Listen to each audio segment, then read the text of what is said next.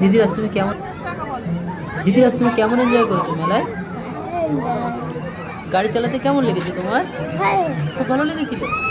সবাইকে লাইক আর সাবস্ক্রাইব করে দিতে বলে দাও।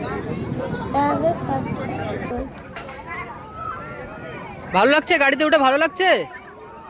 ভালো লাগছে গাড়িতে উঠে দিদিরাজ? ভালো লাগছে তো?